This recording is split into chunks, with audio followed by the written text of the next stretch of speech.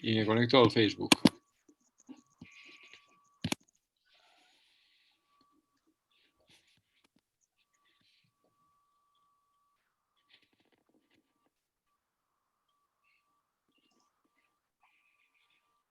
Compartir en la sección de noticias. Es esta, ¿no?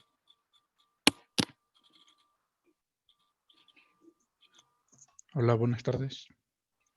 Buenas tardes. ¿Qué tal?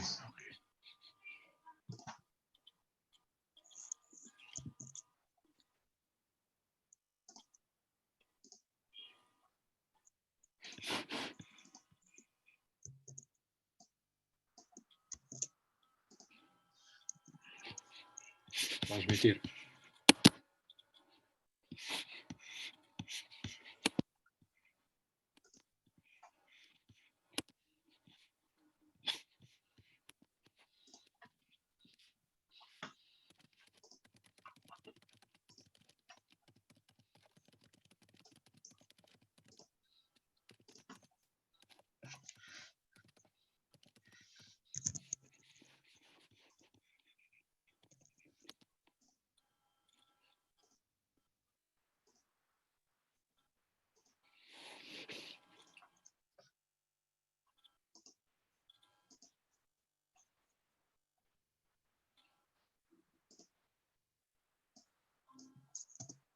Hola,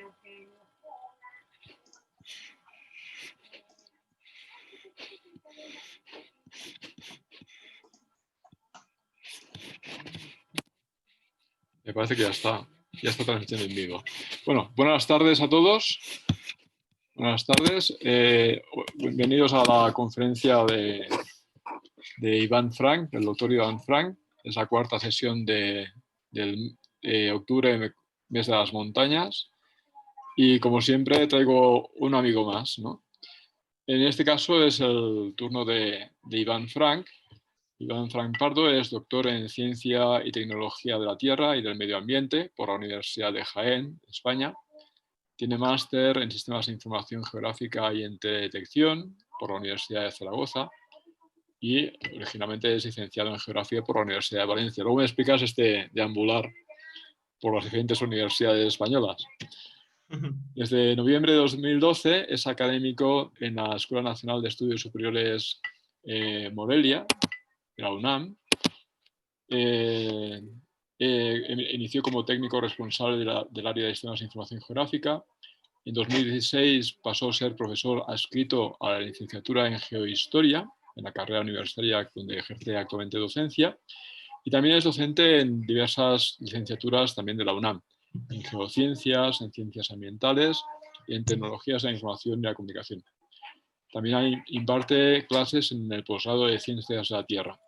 Él es especialista en temas de paisaje, una aproximación de la que hizo su tesis a partir de cerramientos visuales.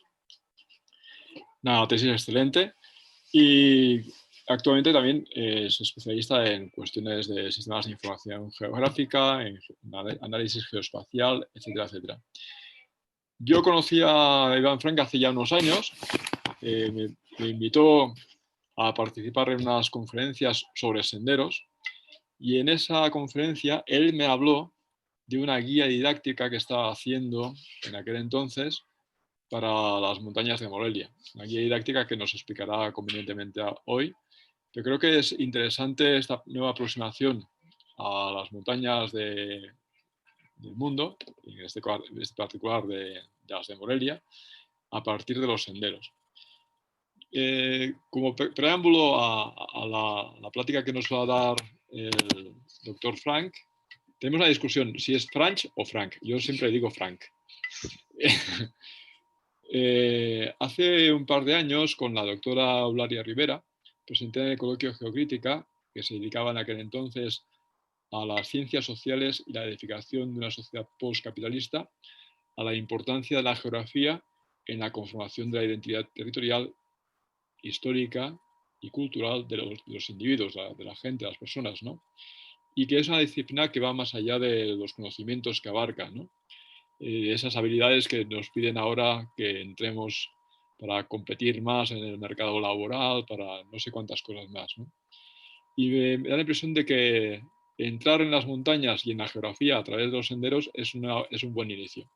Los senderos no solamente nos permiten adentrarnos en la naturaleza, en las montañas o en el ámbito que queramos estudiar, sino que muchas veces recorremos los senderos en compañía.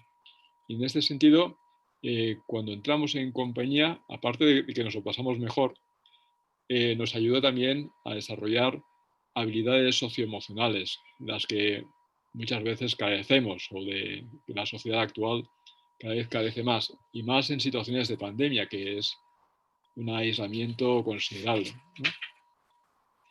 Y como inicio de la plática que nos va a dar el doctor Joan Frank, quería leer un párrafo que escribió Eliseo Reclus ya hace muchos años, ¿no? Y que fue rescatado por el docente, el profesor anarquista Francesc Ferrer i Guàrdia a principios del siglo XX, que dice así, lo leo: si tuviese la dicha de ser profesor de geografía, sin verme encerrado en un establecimiento oficial o particular, me guardaría bien de comenzar por poner libros y mapas en manos de mis infantiles compañeros. Quizá ni pronunciaría ante ellos la palabra griega geografía, pero sí les mostraría en largos paseos comunes, feliz de aprender en su compañía. Es decir, lo básico de la geografía, en muchos casos, es caminar en los senderos, caminar en los terrenos que queremos conocer. Doy la palabra al doctor Joan Frank. Buenas tardes, adelante, cuando quieras. Hola, bueno, pues gracias por invitarme, gracias por estar acá y mostrar interés hacia lo que vamos a contarles hoy. Esperemos que, pues que cumpla con las expectativas que se hayan generado. Bueno, comentar que, bueno, pues, a ver, lo voy a abrir, ¿no? Hasta la... Digo que, bueno, vamos a hablar de un proyecto, como comentaba Pérez, que hemos desarrollado acá en la ENES Morelia, en su campus aquí en Morelia de la UNAM, y con estudiantes hemos desarrollado una guía de senderos, de senderismo en un sector del municipio de Morelia. Lo hemos hecho, con estudiantes, con académicos, con académicas, y está proyectado para el uso, pues, hombre, generalmente la guía de senderos, o sea, la práctica recreativa de senderismo subyace un turismo rural sostenible con el medio ambiente y que busca generar economía en estas poblaciones rurales, ¿no? Entonces, está esa vocación y por otro lado está la vocación docente, en el sentido de que, pues aparte de que ha sido elaborado con estudiantes de diferentes carreras, como ahorita les mostraré, la idea también es que sirva de material didáctico para futuras salidas de campo. Todo esto circunscrito siempre al resguardo de las montañas de Morelia, porque en la ciudad de Morelia suele sorprender que en torno a esta pues hay una serie de pequeñas cordilleras montañosas que, vamos, son significativas, son dignas de mención y de destacar desde el punto de vista paisajístico y ambiental. Ahorita les muestro.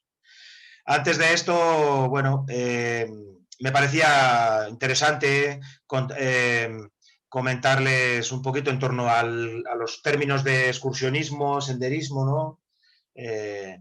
Y exploracionismo, que serían un poco los tres niveles de concepto a los que, conforme ha ido evolucionando las actividades que desarrollamos en el campo. Particularizarlo en el excursionismo que se ha ido desarrollando en México, canalizar después hacia el senderismo y ya finalmente hablar de lo nuestro, del proyecto este que les hablo, ¿vale? Bueno, venga, pues vamos para allá. La actividad, el concepto de excursionismo como actividad en el campo de recreo o de ejercicio físico como ociosa, de manera ociosa, la vemos identificada en el diccionario a partir de eso, las primeras décadas del siglo XX. Antes de los principios del siglo XX, todo que tenía excursión tenía un sentido bélico. Era excursionar, era acceder, salir por motivos de guerra. Entonces, digamos que identificamos que la palabra de excursión, el excursionismo pacífico, por así decir, y recreativo que se incorpora en el diccionario en esta época, entendemos que es que había una necesidad, el hispanohablante estaba utilizando esa palabra para precisamente eso, salir al campo de manera ociosa. Entonces, nos ayuda a imaginar que es una época en la que tenemos un sector de población significativo que tiene interés por salir a los alrededores de donde habita. ¿Vale?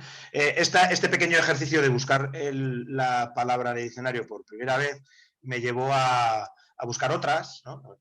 Y, por ejemplo, alpinismo, que curiosamente alpinismo es anterior a excursionismo, ¿no? También se me hizo singularmente curioso, ¿no? Y ya pues seguí buscando más palabras y montañismo, entonces pues, montañismo es un poquito después, ¿no? Entonces ahí digamos que de ahí van surgiendo estas palabras con las que hoy nos referimos de manera tan cotidiana. Entonces decimos que el excursionismo como actividad, el excursionismo sería el antecedente al senderismo que se donde vamos ahorita. Y está a caballo eso, decimos. Entonces, hablamos de exploraciones en un sentido científico, ¿no? Lo que es siglos XIX y tal, donde lo que significaba salir al campo tenía fines científicos, ¿no? Fines académicos, y ahora que estamos hablando de el ocio en cuestión, ¿no? Bueno, el excursionismo, como bien eso nos está diciendo la palabra, está a caballo entre estas dos acepciones. ¿En qué contexto nos encontramos en México de esos primeros décadas del siglo XX? Bueno, tenemos que hay el conocimiento científico que llamaríamos post-Darwin, Humboldt, Saussure, donde la comunidad científica ya que trabaja las ciencias de la Tierra o las ciencias naturales o el ambiente, lo entiende de una manera integral, de una manera holística, que trabaja de una manera interdisciplinaria, y en el caso de México con figuras muy conspicuas, como es el caso de Alzate, Antonio del Castillo, Velázquez de León, digamos, gente que trabaja las ciencias naturales, las ciencias de la Tierra, de manera muy destacada en el país, ¿no? También en esos primeros años del siglo XX tenemos esa industrialización tardía ocurrida en la Ciudad de México, donde el ciudadano ya tiene conciencia de ser un urbanita, de la contraposición de ese maniqueísmo entre la ciudad y el campo, y esa necesidad que siente de salir de la ciudad, ¿no? Esa necesidad de querer respirar aire libre. Ya la contaminación y todo eso ya es una cuestión presente. Y además de todo esto, tenemos una cuestión de educación donde empiezan a haber unos postulados pedagógicos que promueven la dinámica de salir al campo, de salir de excursiones, como una actividad bueno, totalmente exitosa para el estudiante en el sentido de conocer in situ aquello que aprendes en primera instancia en el aula, ¿no? Digamos, eso es. Esa es un poco la situación del excursionismo, a ver, ¿qué me pasa? En el México en esos primeras décadas del siglo XX. De ahí, del excursionismo recreativo y de curiosidad por profundizar en el espacio geográfico que a uno le rodea, surgen los primeros clubs de precisamente eso, excursionismo. Estos son los primeros de Europa, ¿no? De Estados Unidos, que son, y en el mundo hispano, bueno, pues hago especial alusión a este de Estados Unidos, al Sierra Club de California, porque vamos a aludir a él ahora enseguida. En el caso de México, los primeros clubs como tal, que personas, insisto, que se reúnen, porque que sienten la necesidad de reunirse y generar una asociación como para salir al campo. Tenemos el Alpine Club, de este no hemos encontrado mucha documentación, pero en un libro de Leal Sierra de 1961 dice que había un club que se llamaba así en México, pero no hemos encontrado más documentación que esa referencia. Y tenemos el Club de Exploraciones de México y el Club Citral del Tepetel. De acuerdo, que serían los dos primeros clubs que por lo menos están en activo, los decanos del excursionismo asociado en México. Todo esto aprovecho porque con aquí Pere, que me invitó a esta plática, pues desarrollamos este humilde trabajo y en el que hacemos un poco esa relación de cómo el excursionismo en México fue consolidándose en esta primera mitad del siglo XX. ¿Vale? Sobre este club haremos un día, eso, con Pere, nos citamos en el Metro Chabacano y decidimos, pues vamos a ver cómo es ese club, ¿no? A ver qué nos podemos encontrar allá que sea curioso, ¿no? Teníamos el instinto geográfico, nos decía que algo había ahí y efectivamente había un montón de información que aprovechamos para ese trabajo y bueno, nos encontramos que tenían un montón de revistas, un montón de documentación fotográfica, mapas, diarios, muchísimas cosas, muchísimas. Y bueno, una revista que desde 1920 y pico la andan publicando, que es la que precisamente se llama La Montaña, hasta nuestros días. Siguen publicando de manera irregular, pero sigue saliendo un par de números al año, siempre sale. Pues un montón de información y con las fotografías antiguas igual, pues desde el punto de vista geohistórico de un gran valor. ¿Cómo se funda este club? Bueno, Otis McAllister es un californiano que elude ir a la Primera Guerra Mundial cuando lo llaman a filas y se viene para México. Él es familiar de uno de fundadores del Sierra Club este californiano del que les hablábamos y él lo que intenta es, de alguna manera, con esas ideas que traía de Estados Unidos del Sierra Club, que es, insisto, es un club en activo todavía, es de gran reconocimiento desde el punto de eso, en el mundo del ambiente y lo que hace es decir, bueno, pues con esas ideas llevarlas a México y a ver si las puede implantar. Empezando, curiosamente, por el escudo, ¿no? Porque el que tienen a la derecha es el del Sierra Club y vean cómo tienen enfrente una secuoya, ¿no?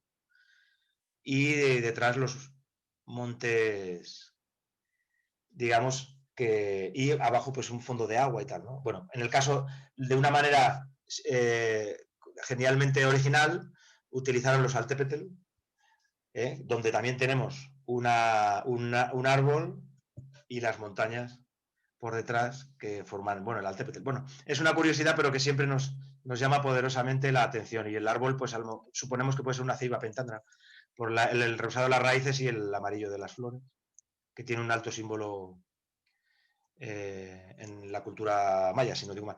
Y bueno, eso es que me estoy extendiendo demasiado. Bueno, el Citlaltépetl, este diseño de escudos tiene un gran éxito y bueno, también es una época de ensalzamiento de los valores de identidad mexicana, que se ve reflejado en eso, en el uso de simbología prehispánica y en lemas tan sugerentes como este de la UNAM, ¿no? Bueno, pues en la revista igual, ¿no? También en el club también utilizan ese tipo. Bueno, al final, que me estoy extendiendo demasiado, los fines no eran eso, cuando volvemos al excursionismo, los fines no eran no eran propiamente científicos, eran recreativos, pero sí querían aportar algo a la sociedad del momento. Claramente se ve en sus textos, claramente se ve que tienen un interés por hacer el bien, por que las personas que van a hacer excursionismo en las montañas, pues adquieran conciencia del territorio y una valoración por el ambiente. De hecho, eso, les digo que si hacemos extractos de la revista, pues vemos que sí, tienen un fondo muy progresista. También una alta sensibilidad por el medio ambiente y también hay gestos explícitos hacia el feminismo, ¿no? De posicionar a la mujer también en la misma práctica excursionista y demás, ¿no? Bueno, sigo para acá, eso es, ya esto lo dejo. Al final cartografiamos con toda la documentación que hay en los libros que tenían estos, hicimos una cartografía, hicimos una reconstrucción de lo que era la Ciudad de México en estos años 20. La cubierta fue lo más difícil, no pudimos ponerla, pero bueno, hicimos la red de carreteras de la época, la red ferroviaria, las manchas urbanas y posicionábamos los destinos. ¿Cuáles eran los destinos? ¿A cuento de qué, no? ¿A razón de qué? Y bueno, pues de manera muy aleatoria, pues eligieron destinos montañosos, de naturaleza, destinos arqueológicos, era un poco de todo, la verdad. No había un patrón temático explícito, ¿vale? Y bueno, pues aquí vemos alguna instantánea tenían especial devoción por el tren. Y de hecho siempre les gustaba eso, verse retratados en ellos, ¿no? No precisamente en las butacas sentados. Pero bueno, eso es.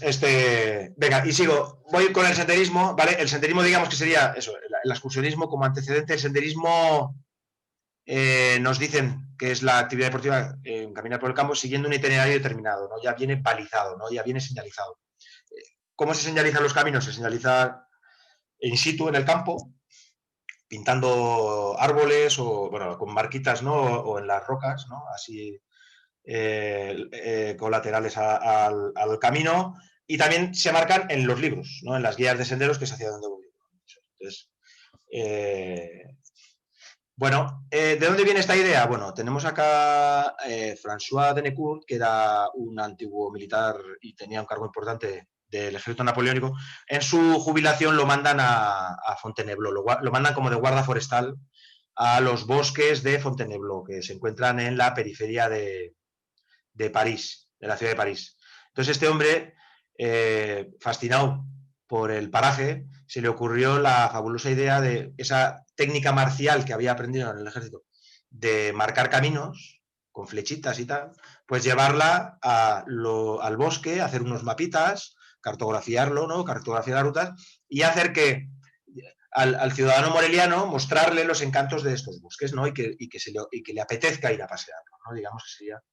Y bueno, pues la idea tuvo un gran éxito que, bueno, que hasta nuestros días se viene replicando. El mapa ese que ven ahí es fabuloso, está súper bien hecho. Y además iba acompañado de un libro donde lo explica. O sea, fue la primera guía senderista, sin duda. ¿Vale? Bueno, aquí un poco eso, para que vean cómo exactamente van a ver que es una réplica, exactamente, replicamos lo que hizo este Denecourt. Acá una instantánea de un senderista de la época, con su atuendo singularmente diferente al actual. Entonces, las guías, bueno, entonces los senderos decimos que se marcan en el campo, se establece ya ahí está una señalización oficial. He hablado de Denecourt, he ido a Francia para hablarles de los orígenes, y el éxito del senderismo a lo largo del siglo XX y ahora del XXI también alude a Francia, porque se les ocurre allí en Francia hacer al estilo de Denecourt, en un espacio geográfico como era el bosque de Fontainebleau, se les ocurre de hacer una red por todo el país, ¿no? De caminos, ¿no? Que puedas recorrer caminando mediante señales y con refugios y tal, con una especie de mínimos servicios que puedas recorrerte la geografía entera francesa caminando, si es tu deseo, ¿no? O tu reto, ¿no? Y bueno, esto tiene bastante éxito y se establecen ya oficialmente los GRs, ¿no? Ya hablo a contexto europeo, tiene mucho éxito la idea francesa y digamos que se exporta al conjunto de países de Europa y tal. Y bueno, se establece una red internacional de caminos que suelen tener también un sesgo histórico. Por ejemplo, si viene el E3, el rojo, ese corresponde al Camino de Santiago, al celebérrimo Camino de Santiago, ¿no? Eso es. Se rescata el patrimonio histórico de estos caminos mediante la práctica senderista, que es otra parte de que entendemos desde nuestro punto de vista del éxito de la práctica senderista, también desde ese contexto geohistórico. ¿De acuerdo? Eso, esa afición por el caminar, por el rescatar el patrimonio histórico, y además también tiene un recurso, como les he introducido al inicio, un sentido de recurso como estrategias para el desarrollo rural. ¿no? Vean este mapa de allá de Europa. Lo que me interesa que veamos es el color verde, que se refiere a las zonas eminentemente rurales, ¿no? Entonces, se busca, la Unión Europea, en su origen, una de sus grandes premisas era el equilibrio entre las regiones, ¿no? Que no estén desequilibradas, que todas reciban, digamos, de cara a la gestión territorial y política, reciban las mismas oportunidades, ¿no? Entonces, bueno, a lo que voy con esto es que estas prácticas comulgan con esta... lo que intentan es eso, para esas zonas rurales, hacer que la gente de ciudad, hacer que el turismo también circule, transcurra por estas zonas eminentemente rurales, ¿no? Buscar recursos económicos alternativos a los tradicionales del mundo rural. Y bueno, pues eso, que también tiene un sentido como potencial para el desarrollo rural o comunitario, como tienden a decir acá. Y entonces se crean una serie de estrategias, se financia desde la Unión Europea, o sea, desde la institución pública, a lo que vamos, se financian para que, bueno, pues por estas zonas que a lo mejor antes estos caminantes no tenían ninguna razón, pues no se les ocurría una razón por la que ir a estas montañas, más allá del paisaje, pues bueno, a lo mejor ahora con esa red de caminos y de mínimos servicios que se les ofrece, pues ya de pronto tienen un argumento como para ir a visitar esos lugares. Bueno, son varios ejemplos, hay a patadas, vamos. También eso, en zonas donde el turismo de sol y playa, que es mucho más agresivo, digamos, al ambiente y a los recursos naturales, totalmente. Y bueno, pues eso, como buscar planes B para esto, ¿no? A ese turismo tan agresivo. Y lo mismo, bueno, lo de los caminos antiguos, bueno, rescatar eso, el patrimonio histórico a partir también de la práctica senderista. ¿De acuerdo? Como les decía, el senderismo es la balización de caminos, ¿tá? Y las publicaciones anexas, ¿no? Las publicaciones que acompañan a estos proyectos, en mapas y en libros, ¿no? Eso es, que es hacia donde vamos. Y esto, bueno, lo de las señalizaciones, los paneles también informativos, bueno, pues así va un poco la dinámica. Esos libros de los que les hablo, como los que aparecen acá, son lo que conocemos como guías de senderismo, ¿no? Guías senderistas o guías excursionistas o guías topográficas, también hay un montón de nombres, guías de montaña o topoguías, que es el término así como un neologismo que se les ocurrió a los franceses. Les digo, el senderismo digamos, Francia ha sido un poco el pionero siempre un poco en toda la evolución de lo que es un poco de esta breve historia del senderismo. Las topoguías también, eso, pues desde 1951 la Federación Francesa de Senderismo pues está publicando guías de sendero, ¿no? Las topoguías, ¿no? Y bueno, son libros donde desde la geografía abarca los grandes pilares de la geografía. Ahora les muestro, ¿no? Bueno, estas publicaciones tienen mucho éxito, vuelvo un poco al contexto europeo, tienen mucho éxito y cada país pues ya tiene sus propias editoriales cartográficas, ¿no? Les digo, esto obviamente no, una editorial cartográfica dedicada exclusivamente al senderismo es difícil que sobreviva si no tiene también financiación pública. Y la financiación pública, pues, ¿por qué se financia? Pues por dos razones, fundamentalmente. Una, porque estás documentando de manera rigurosa los valores, el patrimonio tangible e intangible de esas áreas cartografiadas para el senderismo. Y además eso, pues estás, como les comentaba antes, lo de las estrategias para el desarrollo rural, estás intentando dar a conocer ese lugar para que la gente, sobre todo de ciudad, vaya a visitarlo, ¿no? Y gaste, ¿no? Eso es, tenga esos servicios de alojamiento, de comida, ¿de acuerdo? Eso es, por eso se financia, ¿no? Difícilmente sobreviven si no es con financiación pública, estas editoriales de cartografía. En México, ¿qué tenemos en México respecto a guías de senderismo? Bueno, la Semarnat tenía, hasta hace poco, no sé si se han hecho más, unas guías específicas para determinadas áreas de protección, ¿no? Para que vayas allí, hagas el senderismo. Están muy bien hechas, fotografías muy sugerentes, exuberantes. Hay que recordar eso, como les digo, que estos libros lo que pretenden es dar a conocer los encantos de ese lugar, ¿no? Entonces, tiene que haber muy buena fotografía, un texto amigable pero sin perder rigor.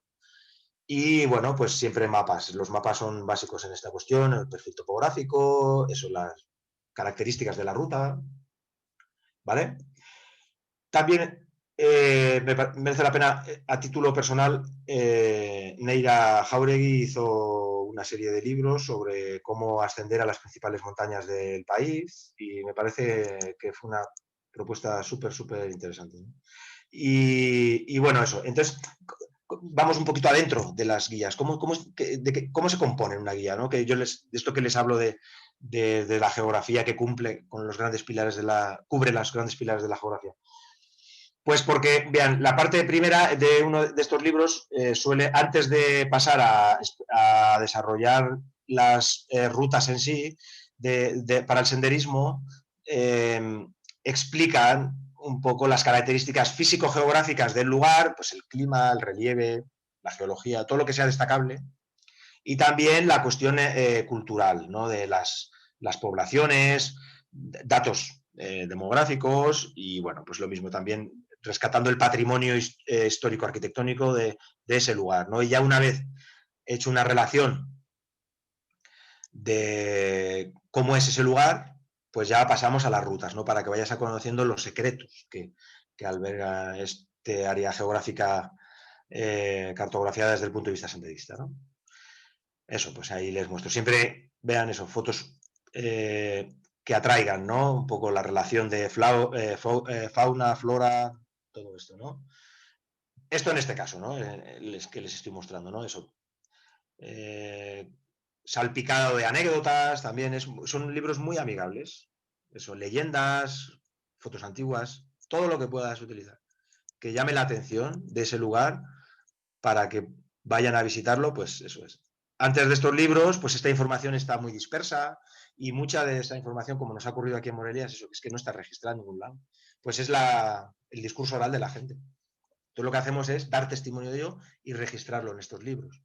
Y eso, por supuesto, pues al final el mapa donde aparecen los caminos que tú has propuesto para la práctica senderista, ¿vale? Entonces, ya a modo de pequeño resumen de lo que acabo de contar, es eso, que con el excursionismo, el senderismo, entendíamos que con estas publicaciones, pues llevarlo aquí a Morelia, donde hasta la fecha pues no había ese tipo de trabajos, en zonas que son de un alto interés desde el punto de vista ambiental, geográfico como histórico, y que, bueno, pues no han tenido ese reconocimiento y que desde nuestro punto de vista, como desde la geografía y desde la geohistoria, pues que veíamos que tenía un alto potencial, ¿no? Entonces, y que además podíamos ayudar a la población, porque también siempre tenemos, la geografía tiene una vocación social, una vocación crítica al sistema, ¿no?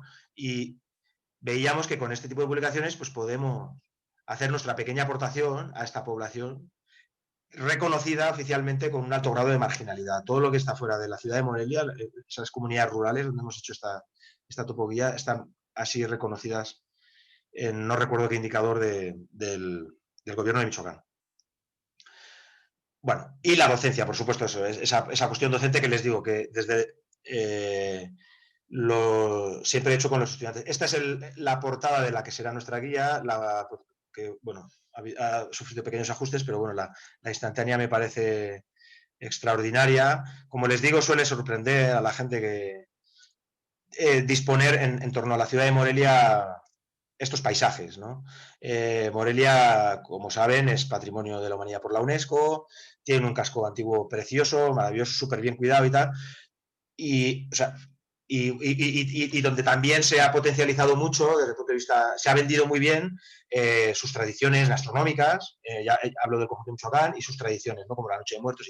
Bueno, a lo que voy con este pequeño síntesis de los encantos turísticos para el turismo de Michoacán es que en torno a Morelia también creo que los paisajes tienen un alto potencial turístico, un alto potencial de interés a la gente para que venga y además de conocer los encantos de la ciudad, conozca también los alrededores, porque los alrededores son estos que ven acá. Y entonces, eso, pues venga, vamos con nuestra guía. Les voy a presentar los alrededores de Morelia a través de esta guía de senderos. Y haciendo especial hincapié en esto de la docencia, reseñando, subrayando que han participado estudiantes de carreras bien dispares. Es un proyecto, ha sido un proyecto significativamente interdisciplinario, sobre todo estudiantes de geohistoria y de ciencias ambientales, pero también de geociencias, de literatura intercultural, donde nos han ayudado con los textos, con la redacción de los textos, bueno, sobre todo el estilo y tal, y arte y diseño, que se ha ocupado de la edición del libro y de los símbolos que aparecen luego en el mapa, ¿no? Eso es significativamente interdisciplinario. Quisiera subrayar esa característica también del proyecto, ¿no? Venga, vamos con el área de estudio. El municipio de Morelia es sustancialmente, bueno, son 1.300 kilómetros cuadrados. En este caso hemos definido, nos hemos centrado expresamente en el sureste de la ciudad, ¿vale? Que es la parte más montañosa, más boscosa y que ejerce un servicio ambiental de primer orden respecto a la ciudad, ¿no? El agua, buena parte del agua que se utiliza en la ciudad viene de esta parte. Llueve significativamente más que en la ciudad. Estamos hablando de unos 1.200, 1.300 metros de desnivel. Y bueno, pues eso. Y luego también, pues, bueno, desde el punto de vista de recurso hídrico a la ciudad, como bueno, pues, otras. Y tal, bueno, que siempre me acabo extendiendo. Eso, la guía, ¿no? Viene por ahí. Otro de los objetivos, la guía visto desde el mapa topográfico, 50.000. Nosotros hemos hecho el mapa a 25.000, hemos querido subirle al nivel de calidad al mapa. Decir, como cuestión significativa de esta serranía, digamos, que comúnmente se conoce como 1.000 cumbres, que ejerce de parteaguas de dos grandes cuencas del país, como las de el Balsas y la del lago de Cuitzeo, ¿no? La ciudad se encuentra dentro de la cuenca del lago de Cuitzeo, pero bueno, pues tenemos aquí una de esas grandes fronteras naturales. También me parece significativo desde el punto de vista geográfico hacer mención de esta característica de la guía de senderos. Desde el punto de vista, no me quisiera extender, el municipio de Morelia desde el punto de vista paisajístico es significativamente heterogéneo. Al sureste, que es donde hacemos el mapa, tenemos la zona más montañosa y boscosa, sobre todo el bosque de pino y encino, y los tramos de territorio que ya dan a la cuenca del Balsas, ya pasamos a selva baja subcaducifolia, ¿no? Es el preámbulo a la tierra caliente michoacana, ¿no?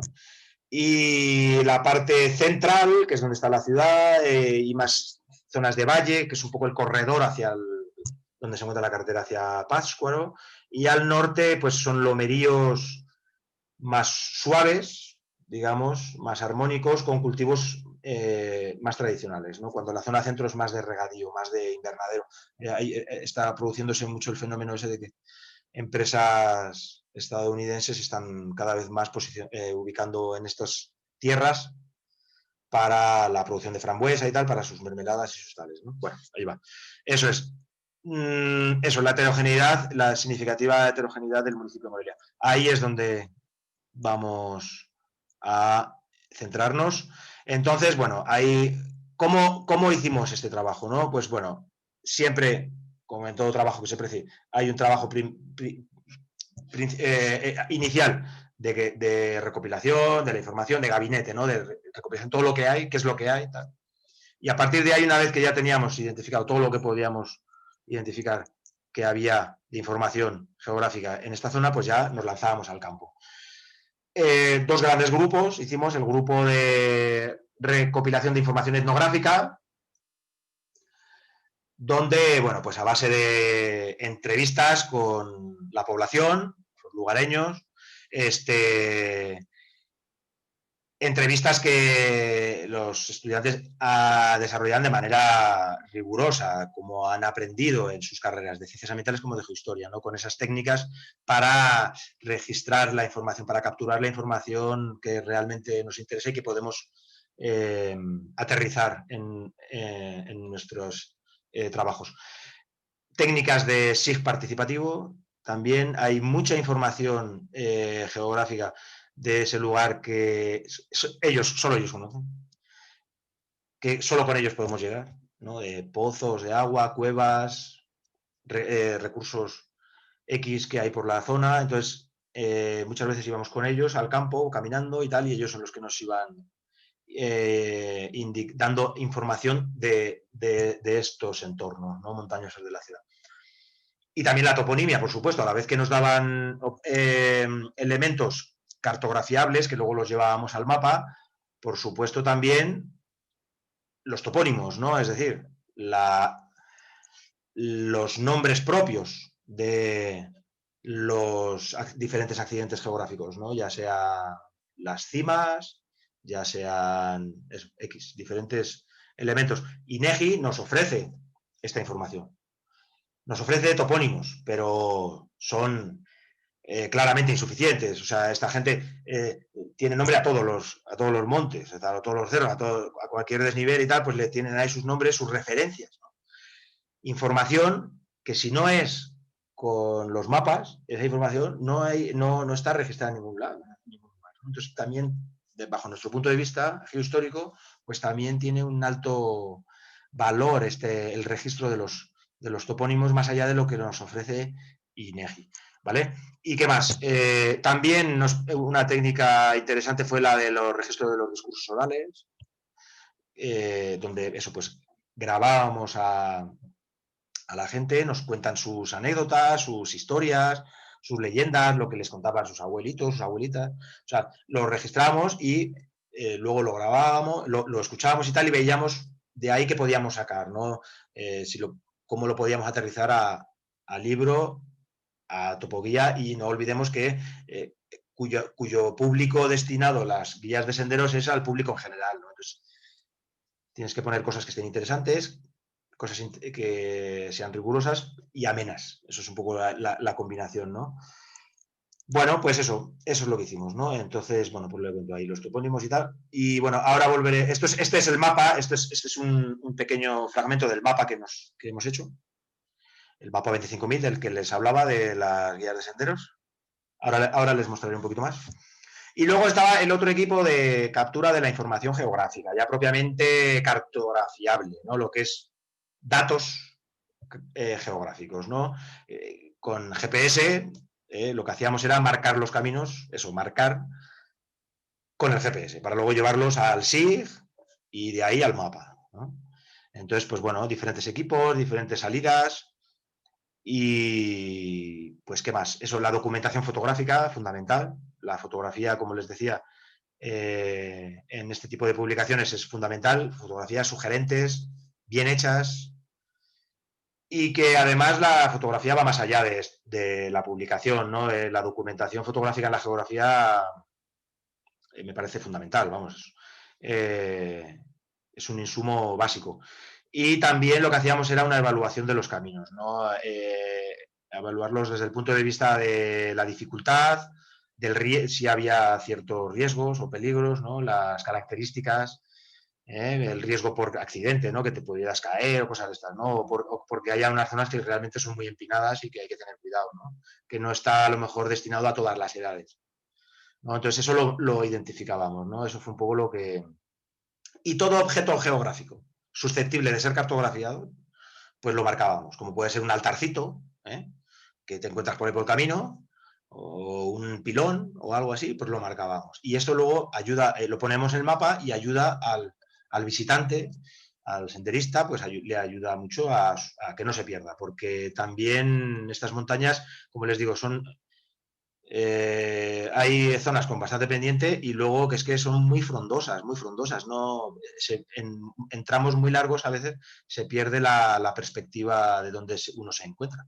Si no, eso es, no No hay horizonte escénico que nos ayude a ubicarlo en muchas ocasiones, ¿no? Entonces, pues toda información que pudiéramos aportar, pues la registrábamos, ¿vale?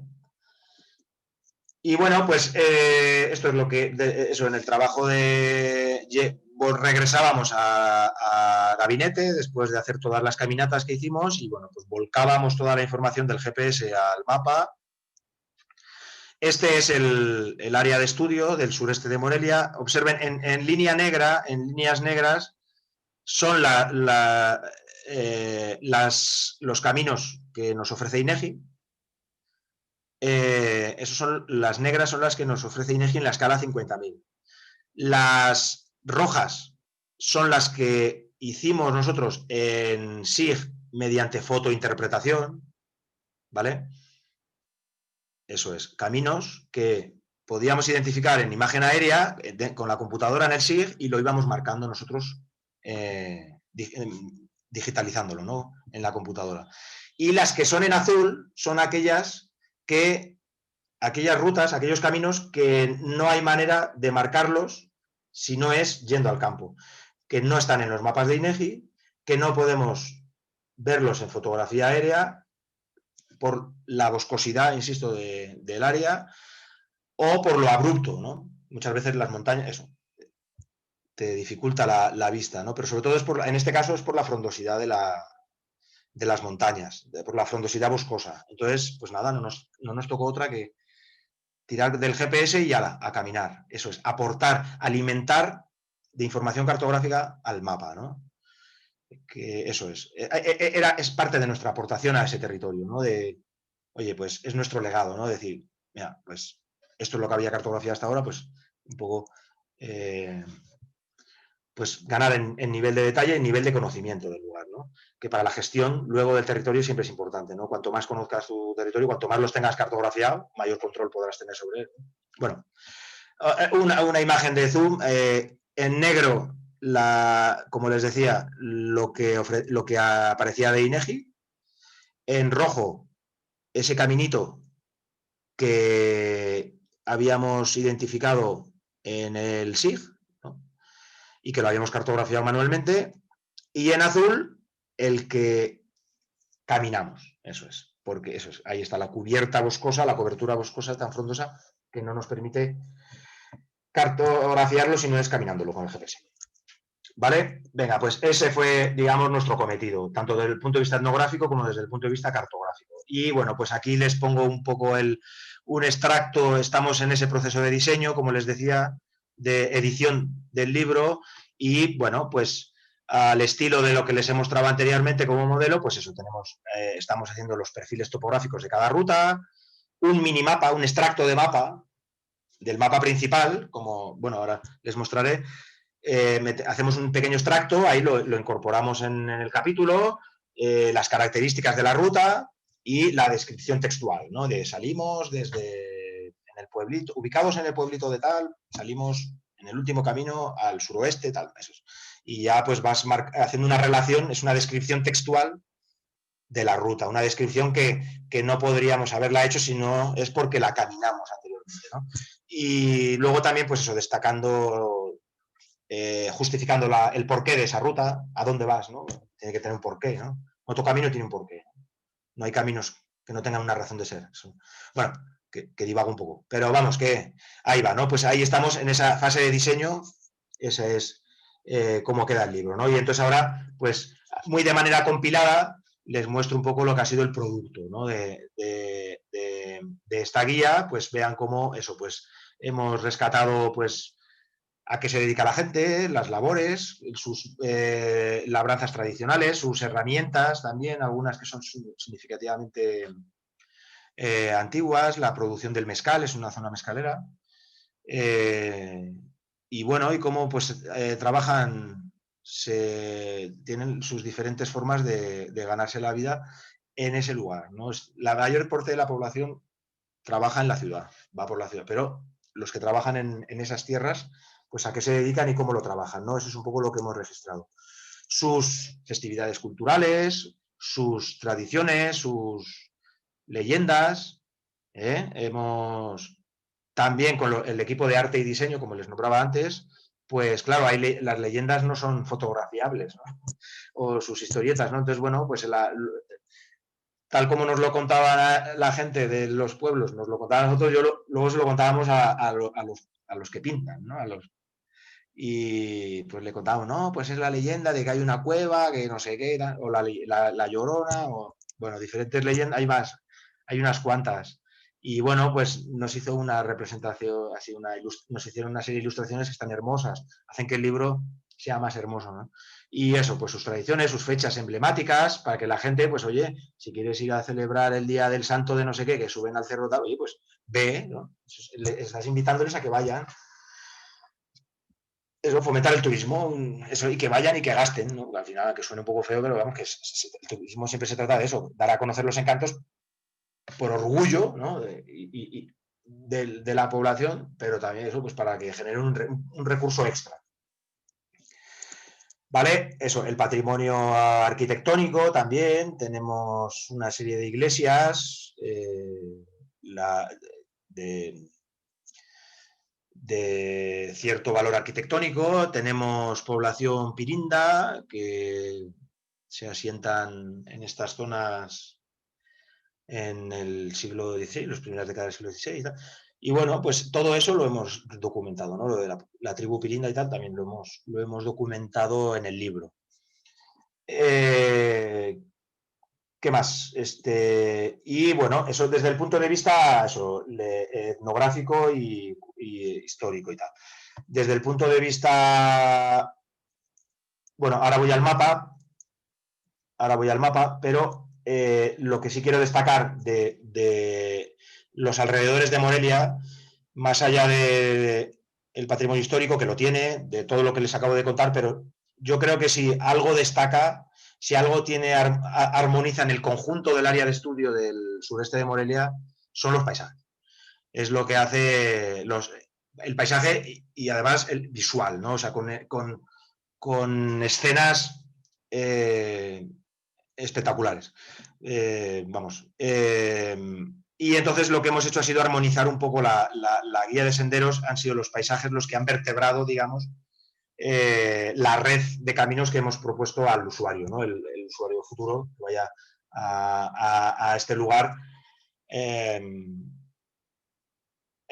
sugerido por la guía de senderos, ¿no? Entonces, eso, lo que hemos hecho ha sido conectar miradores, los lugares más impresionantes para el disfrute del paisaje, porque les digo, vuelvo a incidir en la frondosidad. Bueno, en esta foto se intuye un poco, ¿no? En esas lomas del fondo, como esa frondosidad, en muchos casos, es que pasa mucho tiempo cuando estás caminando por ahí que no ves nada, ¿no?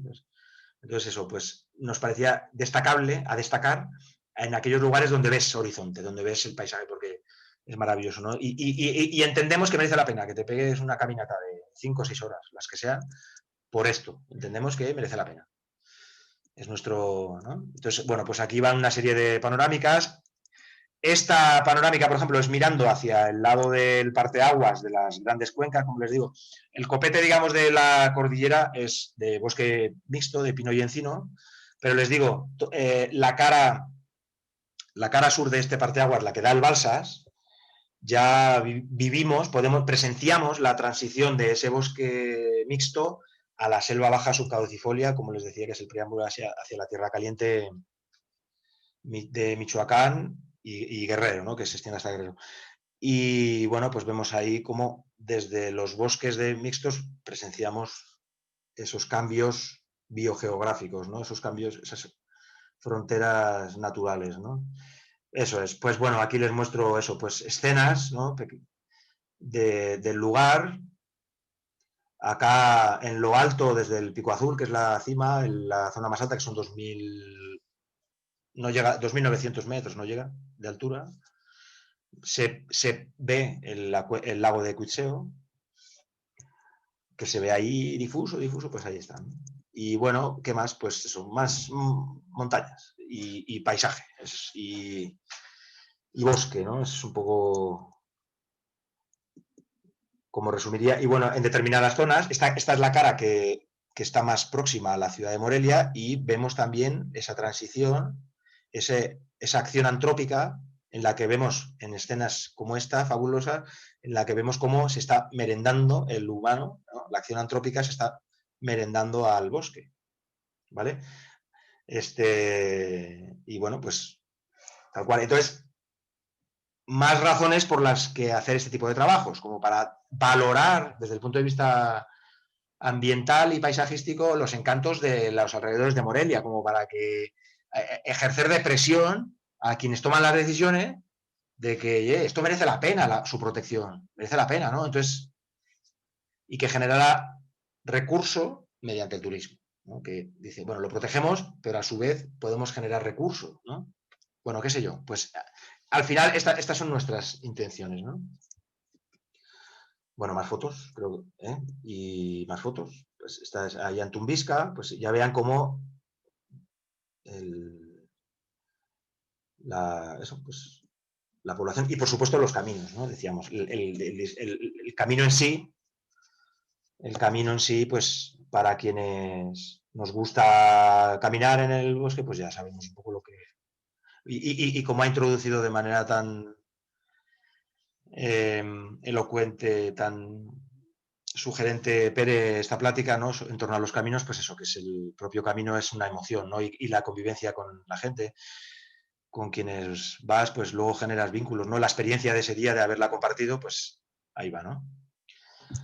Y bueno, este es el mapa, 25.000. Es el diseño, está bueno, es este formato de mapas plegables, ¿no? Vean acá, aquí ven el mapa y se despliega, eso es, ¿no? Y ahí se va, ahí va. Es este un poco el modelo de mapa, ¿no? Pues este es igual, si ven la portada que está abajo a la derecha, la portada está volcada porque eso es el desplegable. El mapa mide como casi 1 metro, menos de 1 metro, 80 centímetros. Y entonces cada uno de estos son las fracciones, ¿no? Esta es la portada, abajo a la derecha le sigue la contraportada y es un borrador este mapa, de todas maneras, no es el definitivo. Y ahí está, pues, toda la información que hemos aportado respecto a lo que ofrece INEGI, eso es lo que les digo. O sea, ese era un ejercicio desde el punto de vista puramente cartográfico, era el ejercicio de alimentar de información al mapa, ¿no? De información cartográfica. En este pequeño zoom, pues eso, también la cuestión de la cubierta, también la hemos cartografiado mejor que lo que ofrece INEGI. Los caminos, como les decía, y esos puntitos amarillos son elementos que hay en esos territorios que te pueden ayudar de ubicación, ¿no? Lo que les decía antes, altarcitos o cuevas o piloncitos o rejas también, jaripeo, hay de todo. Y ermitas o cosas así. Y luego también hemos puesto en las ciudades, en las localidades, también hemos puesto información de los servicios que ofrecen, ¿no? Si tiene lugar para dormir, lugar para comer, si tiene dentro de comer comida rápida o restaurante, si tiene farmacia, si tiene médico, si tiene señal de celular. Eso es lo que hemos aportado, ¿no? Un poco, ahí les hago un poquito de zoom, eso es. Todos esos iconos que ven, pues cada uno tiene una representación. Iconos que, como les decía, estudiantes de la licenciatura en Arte y Diseño, pues que de aquí de la ENES también, pues ellos los han ido diseñando, ¿eh? Hemos personalizado el mapa, ¿no? No hemos utilizado la simbología que te ofrecen los típicos programas de SIG o de cartografía, ¿no? Pues todo lo hemos hecho. Todo es, pues lo hemos hecho nosotros y con estudiantes, insisto en esa cuestión. ¿Vale? Y por último, bueno, pues esto es lo que hemos hecho, ¿vale? Ya el sureste de Morelia y como nuevas ideas también eso, con estudiantes que están haciendo sus tesis en geohistoria, pues ahora estamos planeando, pues, identificar los caminos que tienen un valor histórico en el municipio de Morelia.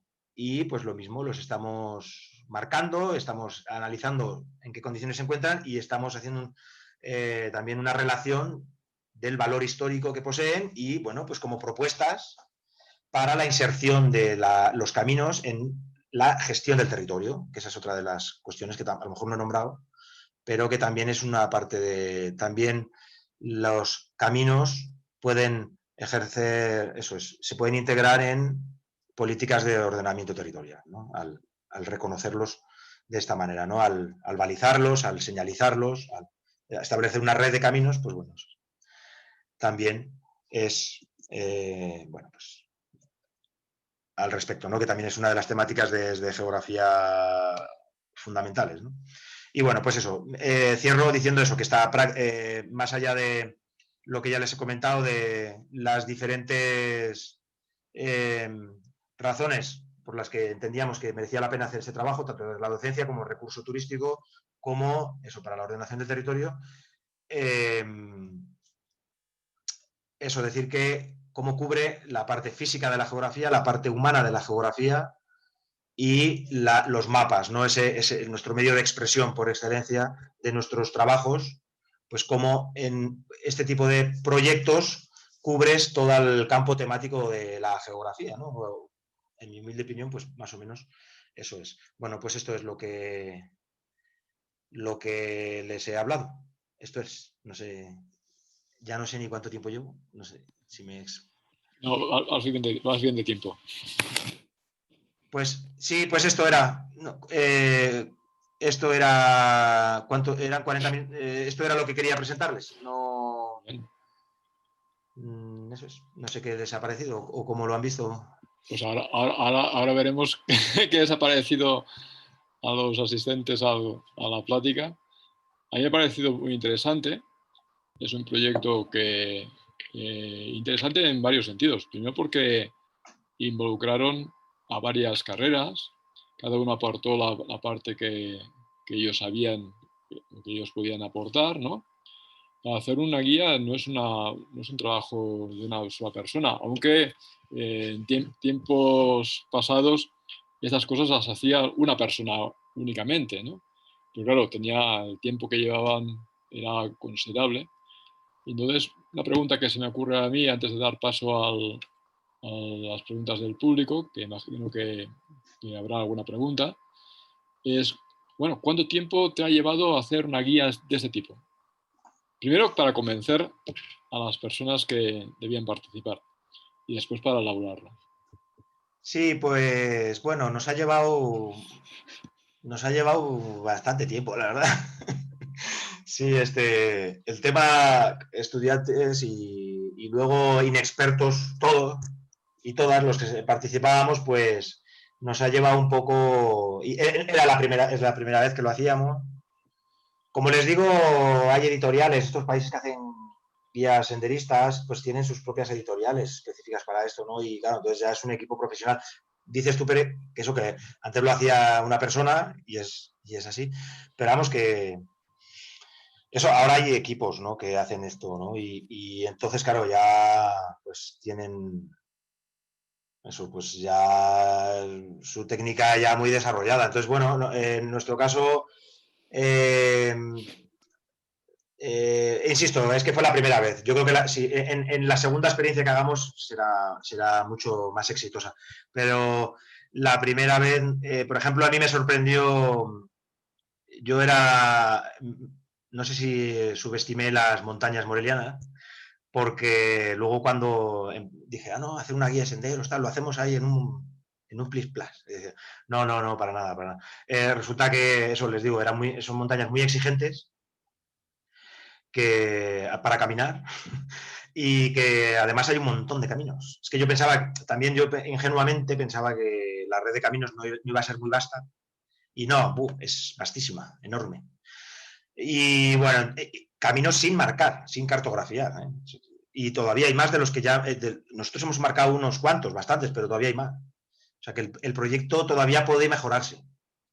Y entonces, bueno, pero bueno, para intentar concretar un poco a lo que has preguntado, eso, a lo mejor más o menos fue un año de campo y otro año y medio, 2 de organizar bien la información, porque luego han participado muchas personas, como les comentaba, y en la redacción también han participado muchas personas, y claro, como en todos los libros, el texto tiene que ser tiene que ser homogéneo, ¿no? Entonces, también ha habido una revisión de texto, el equipo de literatura hizo una revisión de texto, el equipo de diseño, entonces claro, cada uno lleva sus tiempos, no vivimos solo de hacer esto, como esas editoriales de cartografía de las que hablábamos, entonces claro, los tiempos se dilatan, pues todavía no está publicado, entonces llevamos ya como 4 años, pero vamos que está ahí, ya al toque, ya va a salir en breve y bueno, pues con gusto os lo muestro cuando ya esté. Muy bien. No sé si voy a preguntar a Josafat. Josafat, ¿hay preguntas del público? Solamente con respecto a la publicación en sí, profe, de cuándo salía. Es la única que puedo ver ahorita. Bueno, pues yo tengo más preguntas. Yo creo que lo que se hizo en esta guía, aparte del trabajo multidisciplinario, fue una práctica que además era en cierta manera profesionalizante, ¿no? En el sentido de que posiblemente muchos de los que participaron en ella han visto que se podía aplicar los conocimientos en el caso de geohistoria o de otras carreras, los conocimientos adquiridos en la carrera en un proyecto práctico que además tiene utilidad social, porque las guías tienen un verdadero valor social, ¿no? ¿Qué percepción tenían los que participaban en el trabajo en ese sentido, Iván? Sí, sobre todo sí, comparto contigo esa impresión totalmente, ¿no? Que tiene un fondo social también el proyecto, ¿no? Que intentamos desde nuestras humildes posibilidades aportar algo más allá del patrimonio que no está registrado en ese lugar, más allá de eso de generar recursos para la gente, ¿no? Y tal. Y sobre todo el equipo etnográfico, que eran sobre todo de estudiantes de ciencias ambientales y de geohistoria, pero bueno, sí, pues es la gente que es quienes más implicados estaban hacia con la gente, ¿no? El equipo cartografía era más al mapa. Bueno, que también convivimos con los lugareños porque muchas veces nos acompañaban, lo que les decía antes, que tanto para los topónimos como para muchos caminos y llegar a destinos que nos nombraban, bueno y tal, pues necesitábamos ir con ellos. Pero bueno, sí, definitivamente muy enriquecedor, vamos, o sea, en esencia. Creo que hay las carreras que se imparten aquí en la Enes Morelias tienen un sesgo social muy significativo y los estudiantes transmiten esa conciencia y en su comportamiento, ¿no? A la hora de ir al campo, pues sí, claramente sabedores, ¿no? del valor de lo que estamos haciendo, ¿no?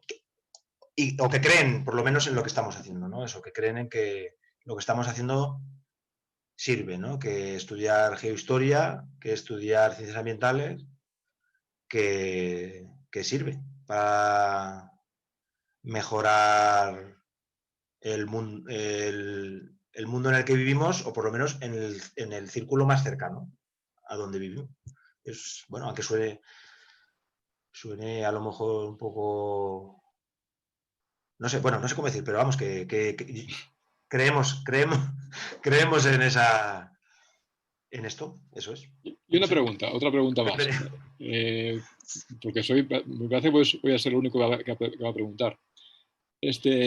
Y la gente del lugar, la gente de los pueblos, al ver que desembarcaba todo un equipo de la Escuela de Estudios Superiores de Morelia en la localidad, ¿qué pensaban? O sea, ¿cómo la recibieron? ¿De qué manera el proyecto se pudo llevar a cabo? Porque sin su colaboración, ya lo has dicho, no habría sido posible. No habría sido posible. Entonces, ¿de qué manera ellos aceptaron este proyecto que estabas iniciando?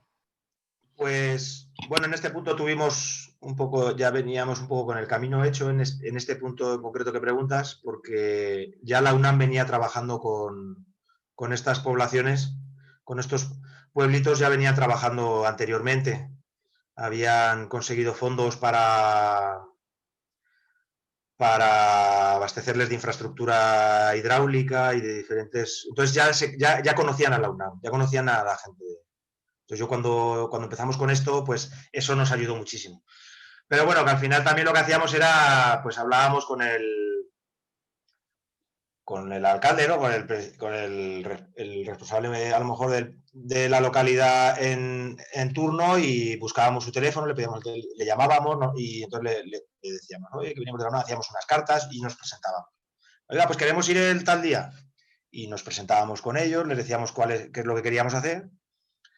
Y en este caso, pues sí, pues siempre fue todo muy positivo, sí. Y decirles eso, pues lo que os he contado hoy, pues de una manera mucho más concisa, eficaz en el mensaje, y sí, pues les gustaba. Y luego también es que ocurre que hay el ciudadano moreliano mucho va allí a estas zonas de montaña con los cuatrimotos estos, y se va al monte a través, la lían un poco, vamos, o sea, a la gente les molesta bastante esa práctica, a los lugareños, lo de los cuatrimotos, porque se les mete por medio de las tierras, no siguen caminos marcados, o los caminos naturales, vamos. Y creo que contaron que una vez atropellaron a un niño. Entonces también un poco, esto sería un poco esa propuesta de una propuesta más respetuosa, eso de ir por el camino que ya está hecho, no hacer nuevos caminos, y eso. Y también tiene un sesgo claramente sensible con el ambiente, claro. El senderismo, el impacto al ambiente es mínimo. Ya. Y con la seguridad, porque cuando iniciaste este proyecto ya el tema de la guerra contra el narco ya estaba en marcha. Entonces, de alguna manera, también pudo suponer una pequeña dificultad a su elaboración, ¿no? Sí, ese tema, es cierto que ese problema en Michoacán, ¿no? En las zonas rurales, está presente. Pero bueno, nos decantamos por este lugar porque, bueno, como les digo, la UNAM ya venía trabajando en él y nos comentaban pues que era tranquilo, era una zona tranquila. Eso es, que sí que... Y de hecho, van mucha gente de la ciudad de Morelia, eso, el fin de semana, lo que sea, que si con las cuatrimotos o lo que sea. Y, bueno, sí, pero sí, la verdad, eso sí que es puede resultar un hándicap, sí, un inconveniente, ¿no? al hecho de alentar a la gente a que vaya a caminar ahí al cerro. Así que ahí sí te reconozco que sí puede ser en algún momento, o para determinado punto de vista, pueda suponer un inconveniente. Muy bien. Josafat, ¿hay preguntas o no hay preguntas? Sí, aquí en el chat, ya habíamos visto el mapa que nos presentó el doctor Iván. Yo creo que aquí la pregunta es, ¿qué tanta cantidad de caminos se pudieron encontrar gracias a la exploración que hicieron en campo con respecto a los que se indican en la información que les brindó el INEGI, y si tuvieron dificultad para que la gente les ayudara en el trabajo? Muy bien. Sí, miren, estoy buscando la presentación. Sí, este era el... Se ve mi pantalla, ¿no? ¿Se ve mi pantalla? Sí, sí. Eso es, sí, eso es. Yo creo que esta era la...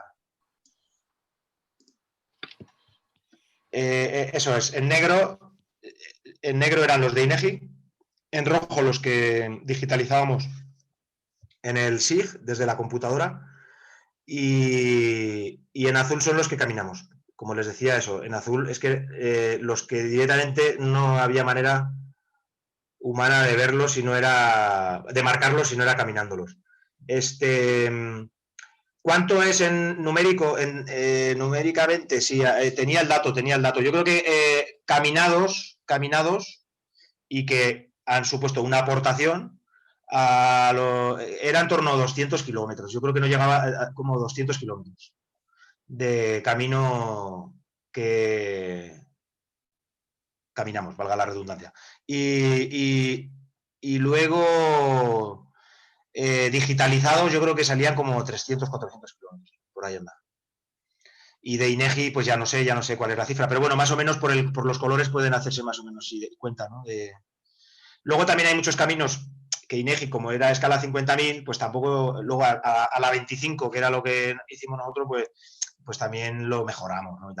Y otra cosa que no he comentado, y es que también en el mapa nuestro aparece hay tipos de camino. Está el camino, la senda, el sendero, entendiéndolo como un camino en el que solo puedes ir por él caminando, ni bicicleta, ni burro, ni coche, ni nada. Entonces luego está la terracería, ¿vale? Y eso es.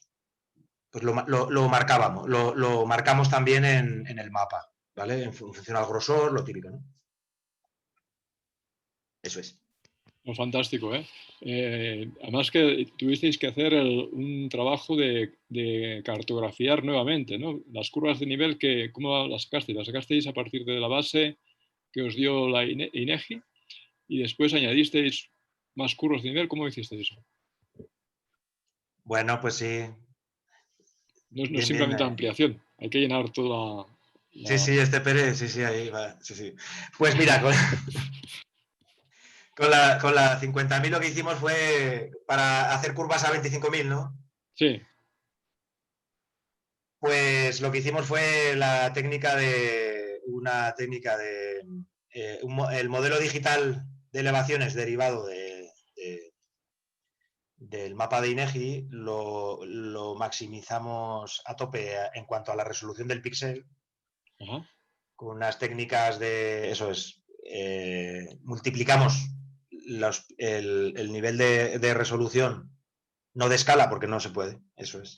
O sea, el nivel de resolución de los píxeles bajo un procedimiento gradual que hacía que luego con esa nueva capa de elevaciones a ese nivel de píxel luego generábamos unas curvas a escala 25. O sea, lo que hicimos fue aumentar la resolución, pero no la escala, en las curvas, o sea, en la calidad de la información de las curvas. Podemos haber volado con drones y tal, esa es otra opción que también en algún momento hemos contemplado, pero bueno, usando la técnica que acabo de comentar, que es un truquillo, más o menos, si vendría a llamarse como truquillo, pues queda bien, no sé, a ver, acá no se ve si se puede apreciar un poco, eso es, estas curvas son con los intervalos a escala 25.000, pero están sacados del 50.000. Porque no teníamos, eso es, no teníamos. Ahora, pues sí, ahora tenemos una flota de drones y tal, ahora podríamos plantear esa posibilidad, pero la verdad es que como queremos que ha quedado bien, pues así lo vamos a dejar. Muy bien. Josafat, ¿más preguntas?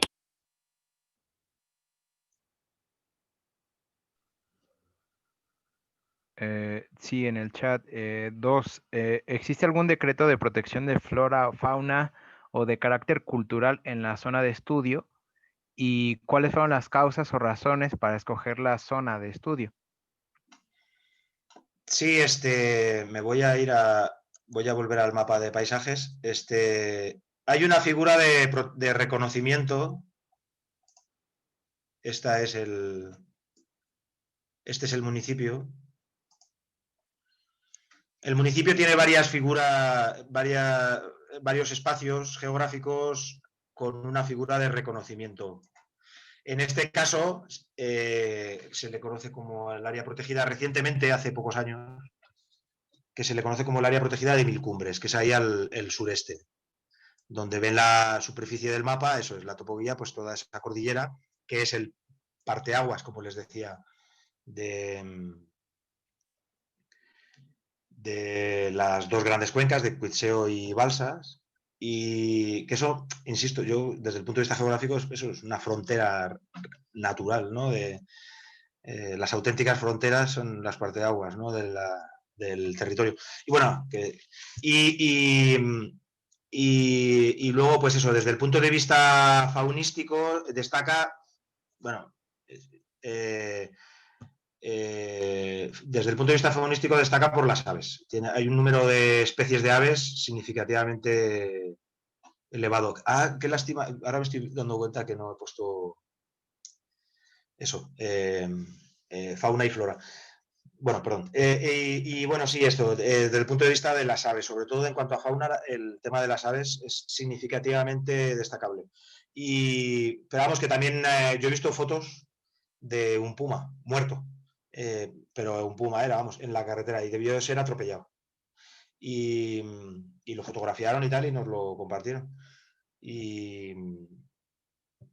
Y así, y luego desde el punto de vista de la vegetación, eso es, como les decía, bosque mixto, con fragmentos ya en los primeros coletazos de selva baja subcaducifolia, y en esa zona de alta con presencia de fragmentos mesófilos, que es otro elemento desde los colegas biólogos que lo destacan significativamente. Y esa es, pues todas esas características, más que luego veíamos que esas poblaciones, eso, el argumento de intentar apoyar a estas poblaciones, el argumento de que el reconocimiento esto que les estoy diciendo de características físicas, flora y fauna, los paisajes, es que veíamos que el potencial era muy elevado, eso es, el potencial era... Es la parte más, en estudios de paisaje que hemos hecho, de evaluación del paisaje, es la parte con unos indicadores más elevados en cuanto a calidad y del paisaje y aptitud con P para su protección, ¿no? Es la zona que más altos indicadores paisajísticos y ambientales arroja en el municipio. ¿Más preguntas? A mí me nace una pregunta. Dime. Bueno, dices que es la zona que tiene más indicadores en el aspecto paisajístico. Y bueno, intuyo que también es la zona que en un momento dado ustedes como especialistas pueden recomendar para que sea atractiva turísticamente en este afán del senderismo y de esta situación. ¿Ustedes piensan después hacer enlaces o establecer tal vez un puente con Sectur o algo así para, pues decir, miren, ya tenemos esta guía, tenemos este producto, capacitar tal vez gente o introducir ya tal vez otros senderistas que se dedican a esta labor y potenciarla económicamente?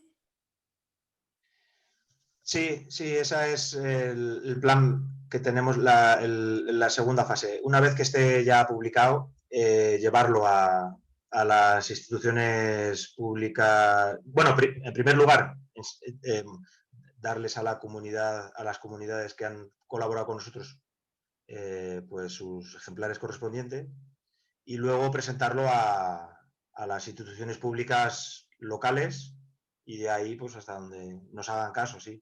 Queremos llevarlo, eso es, como ha dicho usted, a Sectur, y acá en Michoacán, ¿no? A las instituciones de la municipalidad, como de las instituciones de gestión del territorio, aquí del municipio, sí, pues queremos moverlo. Tenemos recursos limitados, en la publicación pues saldrá... Entonces la idea es que a lo mejor por decirles, venga, vamos a hacer algo mejor. Vamos a balizarlo realmente los caminos, ¿no? Vamos a poner cruces, flechas, que realmente lo que falta es eso. El libro está bien, por lo que hemos comentado, pero lo que no hay es eso, que se marquen los caminos realmente en el campo, ¿no? Y pues eso sería un poco sí, esa es nuestra intención, sí. Sí.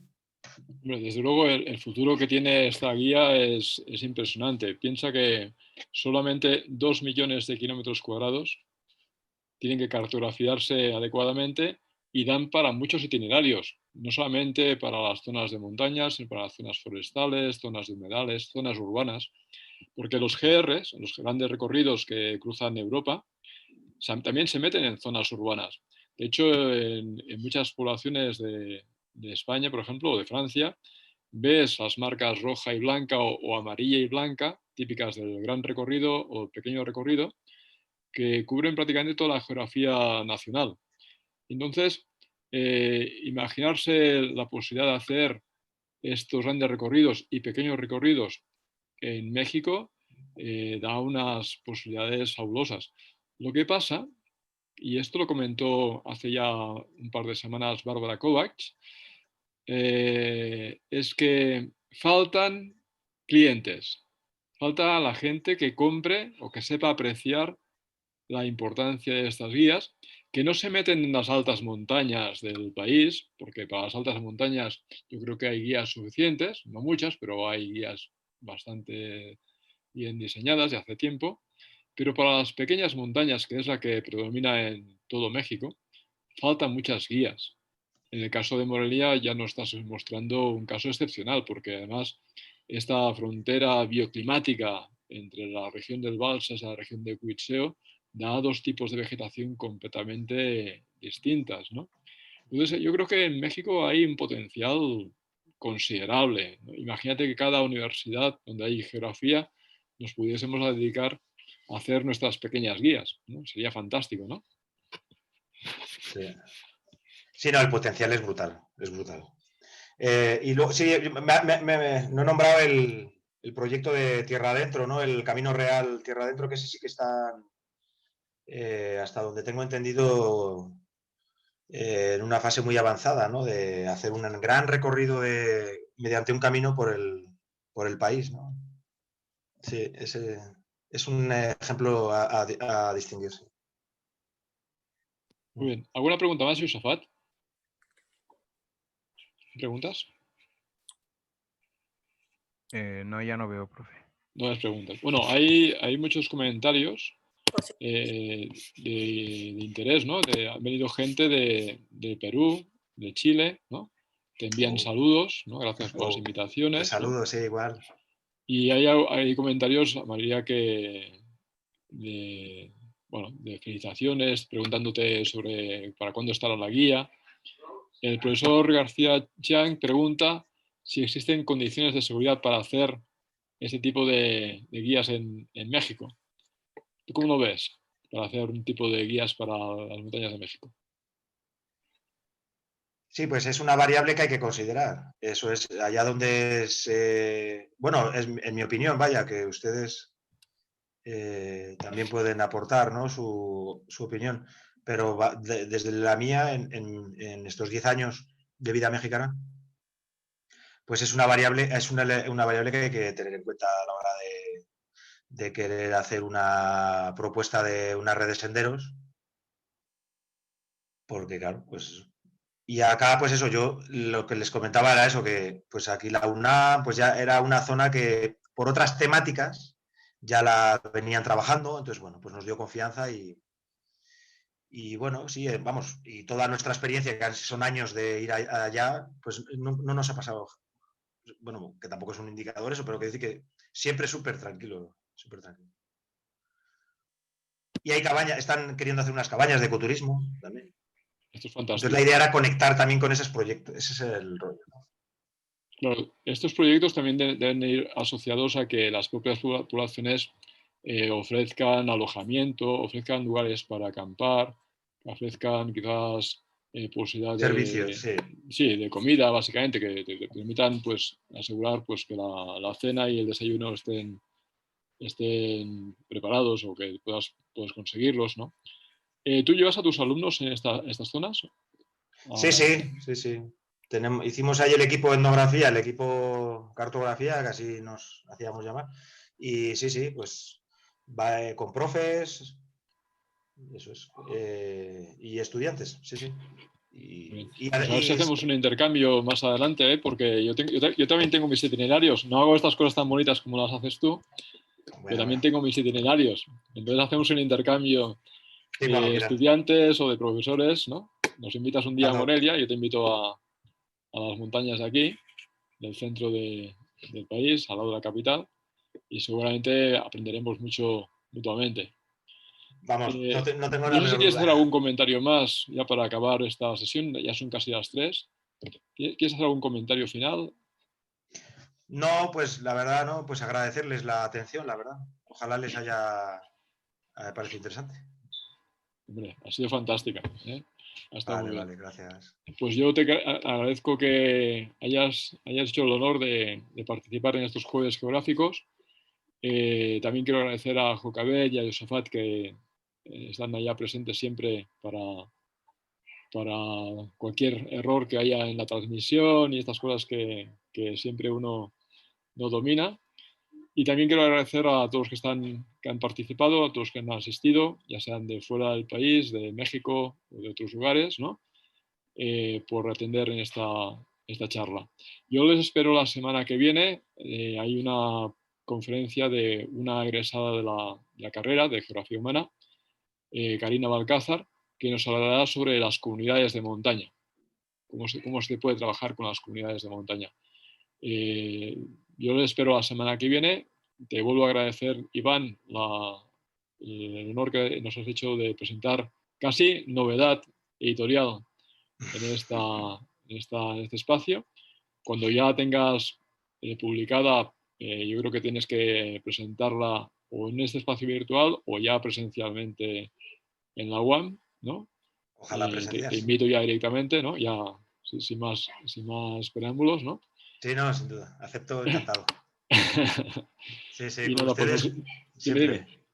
Sí, no, no, que ustedes cuando llamen ahí, siempre sí. Muy bien. Pues Bueno, nos despedimos ya hasta la semana que viene, y ojalá que nos podamos ver en breve con pandemia o sin pandemia, porque esto va para largo, me parece.